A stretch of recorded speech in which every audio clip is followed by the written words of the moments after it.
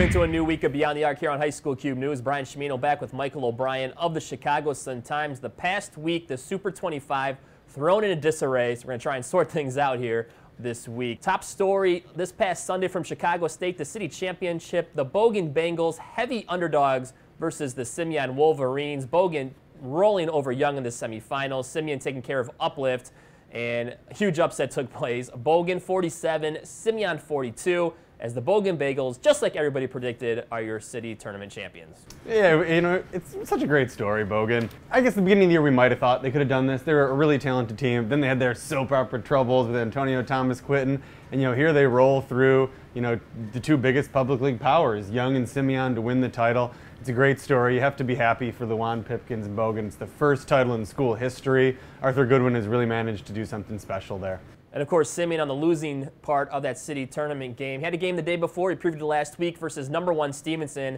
and they really locked down the Patriots, especially in that fourth quarter, rolling to a 66-55 win. Yeah, for 3 quarters of that game, you know, it was close, everything was tight, and in the fourth quarter, Simeon just locked them down. I think it was 1 field goal Stevenson managed.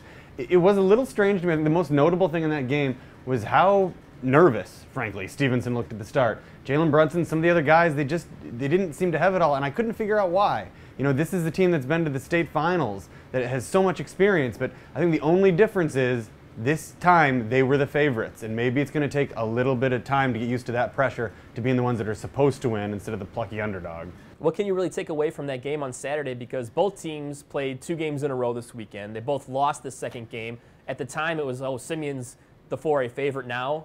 What can you take away from that Saturday game now? I moved Simeon to #1 basically because Stevenson had gotten the benefit of the doubt from me for months. They'd been the #1 based on not a whole lot, then they won proviso. So now I'm going to give Simeon the benefit of the doubt, and they did win that Stevenson game. As far as the back-to-backs, you know, I don't care. I mean, you got to win. You used to have to win 2 games in the same day to win state. You have to win back-to-backs over a much shorter, you know, turnaround time to win the state tournament. So you better get used to that. Otherwise, you're in trouble anyway. As we go backwards, we'll look at Friday night. We previewed Stevenson versus Lake Forest for the second time this season. And once again, it was the Patriots over Lake Forest, this time in rather convincing fashion, 65-48. They clinched their 3rd straight North Suburban Conference Lake Division Championship. Yeah, it was a really dominant performance. Stevenson played really well. It was one of the things where it wasn't Lake Forest was bad. It wasn't Lake Forest turned the ball over. You know, Evan Boudreau, you shut him down as far as anybody can shut him down. I think he had a season low 14 or 16 points.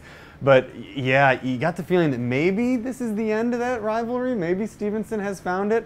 It's hard to kind of see Lake Forest being able to turn it around if they meet again in the playoffs. Stevenson just kind of let him have it and maybe has solved the puzzle of Lake Forest for themselves. In one short week, the Providence Celtics have built one of the most impressive resumes of the season as they roll to the Catholic League Championship game in the quarterfinals, beating St. Rita, semifinals, Hales, and then taking care of St. Joe's on Sunday. A meteoric rise for the Celtics, non-ranked, all the way up to #8. And they could have been #1. I thought about it. You know, you beat, I mean, wow, you just went through it. St. Rita, Hales, St. Joseph. Who does that in a week? That's unbelievable. I'm sorry, Providence. We were sleeping on you for the last month. You know, I'm a believer now. That St. Joseph's performance, the win over St. Joseph's, it wasn't like they got lucky. They were in control of that game the whole time. They were the better team. You know, Miles Boykin, he's a great basketball player, a great athlete, a leader, and it's a group of kids that have played together in the summer in club basketball all 4 years, so the chemistry is there. They can shoot it. They play defense. You know, just like the Bogan thing, it's such a fun story to see a team like that just come together at the right time after they get their star back from injury and grab a title. And last week, the sectional pairings and matchups came out, and of course, Providence, that 4 seed in the Bolingbrook sectional, which now looks like they might be the favorite. Yeah, you know, Bolingbrook, who we've tried, you know, embrace again and get behind. You know, they dropped one over the weekend. Tomewood Flossmoor, who's really coming on strong and is going to be a team to watch coming up in March, HF.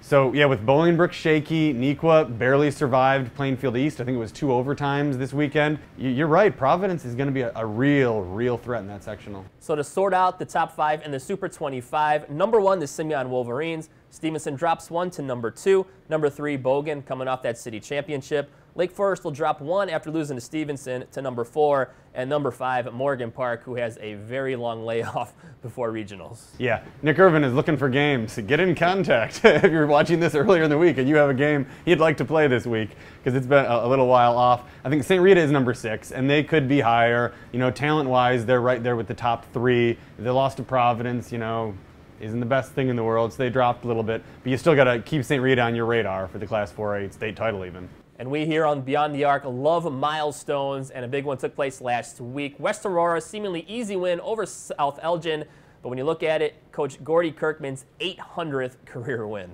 Yeah, it's an amazing amount of victories. You know, it's been an up and down year for West Aurora. You're never sure what you're going to get. You know, Marquise Howard also had like 1,000,000 threes in that game. You know, he can really shoot. When they shoot like that with Roland Griffin down low, they're a really, really tough team to beat. A team we could see in Peoria. They could get through that sectional. They just don't have the consistency yet. But yeah, congratulations to Coach Kirkman. 800 is a huge accomplishment. And that'll do it for this edition of Beyond the Arc here on High School Cube News. Check out the No Shot Clock podcast, dropping every Tuesday on your podcast app. For Michael O'Brien, I'm Brian Chimino. We'll see you later in the week for a whole new 5 things to watch here on High School Cube News.